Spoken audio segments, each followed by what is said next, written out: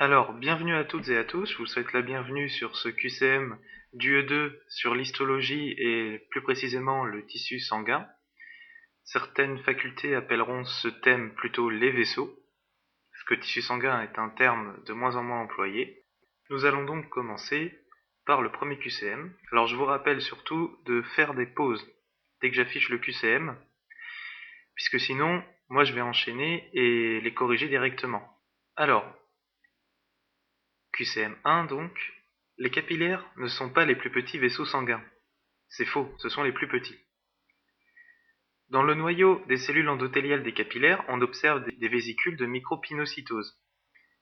Alors c'est faux, c'est pas dans le noyau des cellules endothéliales, c'est dans le cytoplasme. D'accord ? En microscopie électronique à transmission, on peut observer une membrane basale, que j'abrégerai MB, de quelques dizaines de nanomètres d'épaisseur. C'est vrai. Les capillaires sont toujours entourés de péricytes, qui sont des cellules d'origine mésenchymateuse. C'est vrai. Donc ici, les bonnes réponses étaient C et D. QCM2, à propos des capillaires, le noyau des cellules endothéliales des capillaires est aplati. C'est vrai. Leur cytoplasme est sous la forme d'un voile cytoplasmique, car tellement imposant qu'il recouvre totalement le noyau. Alors c'est faux, effectivement on parle de voile cytoplasmique, mais pas parce qu'il est imposant, au contraire, parce qu'il est tellement peu volumineux qu'on le devine à l'imagerie microscopique. Ça nous fait un peu penser à l'image d'un voile. Donc effectivement l'expression était bonne, mais la justification de l'image de voile était fausse, donc l'item est faux. Sur une coupe observée en microscopie électronique à transmission, on observera toujours un ou plusieurs péricytes. C'est faux. Suivant l'axe de coupe, qu'on appelle aussi l'incidence de coupe, on peut couper entre deux péricytes, ce qui fait que, à l'observation, il n'y aura aucun péricyte à l'image. Mais ça n'empêche pas que tous les capillaires sont entourés de péricytes. Le rôle principal des péricytes, justement, est le renouvellement des zones lésées. Oui. Voilà, donc c'est un peu la définition, j'ai pas vraiment de justification à donner. C'est le rôle des péricytes, ils vont réparer les lésions causées aux capillaires. Donc réponse A et D. QCM3, toujours à propos des capillaires. La majorité des capillaires est de type fenêtré. C'est faux. La majorité des capillaires est de type continu. Dans les capillaires fenêtrés, les cellules sont jointives et la membrane basale est continue. C'est vrai. Dans les capillaires continus, les cellules sont jointives et la membrane basale est continue. C'est vrai également. En fait, dans les deux, on a des cellules jointives et une membrane basale continue. La seule différence, c'est que pour les capillaires fenêtrés, le cytoplasme des cellules est tellement mince à certains endroits que les membranes plasmiques ont fusionné et créé des pores à l'intérieur de la cellule. Mais ça n'empêche pas que les cellules sont jointives et que la membrane basale est continue. Une hématie non pathologique a un diamètre moyen de 50 microns. C'est faux. Le diamètre moyen d'une hématie normale, c'est 7 microns. Le noyau d'un fibroblaste est généralement plus petit que celui d'un péricyte. C'est faux. Généralement, un fibroblaste a un noyau plus important, plus volumineux que celui d'un péricyte. Donc réponse B et C. QCM4, toujours à propos des capillaires. Les capillaires discontinus peuvent être dépourvus de membrane basale.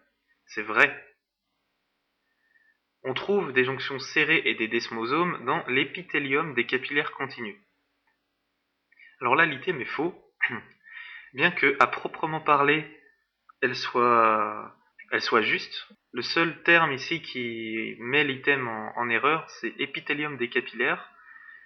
On parlera plutôt d'endothélium des capillaires. En passesse, on considérera cet item comme faux. On trouve des capillaires fenêtrés au niveau du rein, c'est vrai, et on trouve des capillaires fenêtrés au niveau des glandes endocrines. C'est vrai également. Donc A, C et D.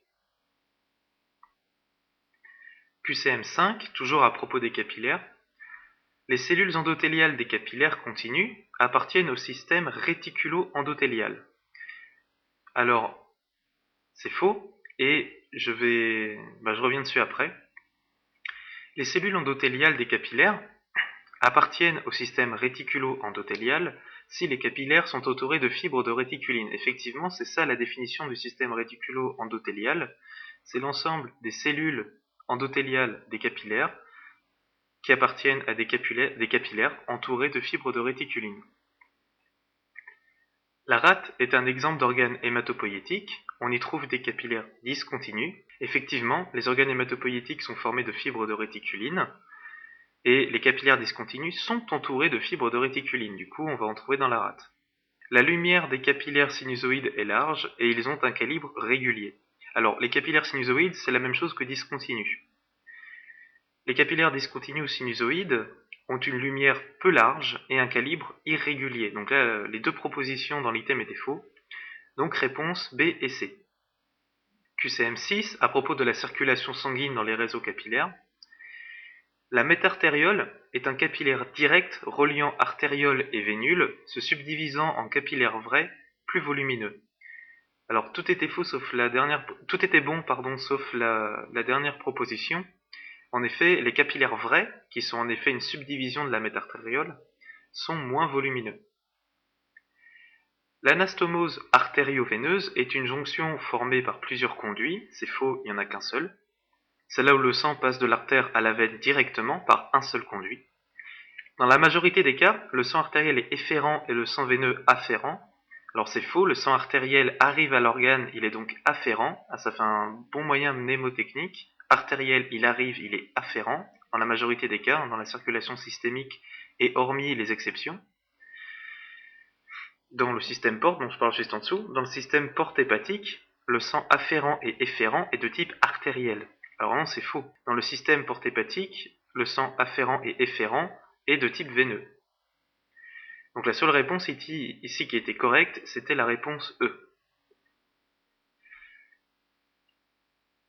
QCM7, à propos des réseaux de capillaires.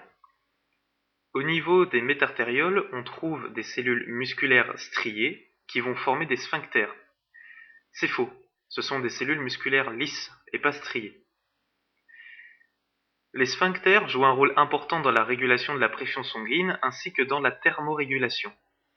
C'est vrai. Le glomérule du rein de Malpighi est un ensemble de réseaux bipolaires admirables veineux. Faux, c'est l'exemple de réseau bipolaire admirable artériel. L'autre exemple pour le réseau bipolaire admirable veineux, c'est le système porte hépatique dont j'ai déjà parlé tout à l'heure. Au niveau du muscle strié squelettique, on observe un agencement des capillaires en grillage. C'est vrai, cet agencement est dû à la disposition spatiale des cellules musculaires du muscle strié squelettique. Donc réponse B et D. Alors par rapport aux données histologiques, le phénomène de pinocytose permet une facilitation de la diffusion au niveau des capillaires. C'est vrai, la pinocytose, en fait, ça va être l'endocytose de ce qui se trouve dans la lumière, qui va subir ensuite une exocytose pour se retrouver dans le milieu extracellulaire. C'est un transfert de matière de la lumière des capillaires vers le milieu extracellulaire. Dans la diffusion, la membrane basale joue un rôle non sélectif en formant une trame et un maillage. Alors c'est faux, justement, le fait qu'elle forme un trame et un maillage lui donne un rôle sélectif. Dans les capillaires continus, l'espace entre les cellules endothéliales favorise la diffusion. C'est faux, puisque dans les capillaires continus, il n'y a pas d'espace entre les cellules endothéliales. La résistance aux tensions mécaniques est assurée par les constituants de la paroi, c'est donc un facteur extrinsèque, et par des facteurs vitaminiques et hormonaux intrinsèques. C'est faux, c'est l'inverse. Les constituants de la paroi, c'est des qualités intrinsèques, et les facteurs vitaminiques et hormonaux vont être des facteurs extérieurs, donc extrinsèques. Donc la seule réponse qui était bonne ici, c'était la réponse A. QCM9, à propos des artères, elles sont composées de 3 types de tissus, endothélial, conjonctif et musculaire lisse. C'est vrai, j'ai pas dit qu'elles n'étaient composées uniquement de ces 3 types de tissus. En effet, elles sont composées de ces 3 types de tissus, plus le tissu élastique. Mais l'item ici est vrai. On trouve un tissu musculaire strié dans la composition des artères, c'est faux, c'est un tissu musculaire lisse. Il y a 3 couches fondamentales ou tuniques, l'intima, les limitantes élastiques, internes, médias et externes, et l'adventice, c'est vrai. L'intima est constitué d'un endothélium continu pluristratifié et de l'endartère. Alors c'est faux. L'intima va être constitué d'un endothélium continu unistratifié et de l'endartère. Donc réponse A et C. QCM 10, toujours à propos des artères. La média est une couche conjonctivo-musculo-élastique délimitant une frontière entre artère élastique et artère musculaire. C'est vrai, c'est la définition de la lame média. Elle va marquer la frontière entre l'artère élastique et l'artère musculaire. L'adventice est une couche musculo-conjonctive, c'est faux. L'adventice est une couche conjonctivo-élastique. Les artères de transition se situent entre les artérioles précapillaires et les artères élastiques. C'est faux, c'est entre les artères musculaires et les artères élastiques. L'orcéine est une coloration spécifique des fibres de collagène. C'est faux, l'orcéine est une coloration spécifique des fibres élastiques. Donc ici, la réponse était A. Voilà, cette vidéo est terminée pour l'instant. Pour les 10 premiers QCM, j'essaierai d'en sortir 10 prochains, toujours sur le thème des vaisseaux d'ici ce week-end. En attendant, je vous souhaite de bonnes révisions et j'espère avoir répondu à la plupart de vos questions. Sinon, n'hésitez pas à laisser des commentaires, des messages ou à m'envoyer un mail à lapassersansqcm@outlook.fr. Merci de votre écoute.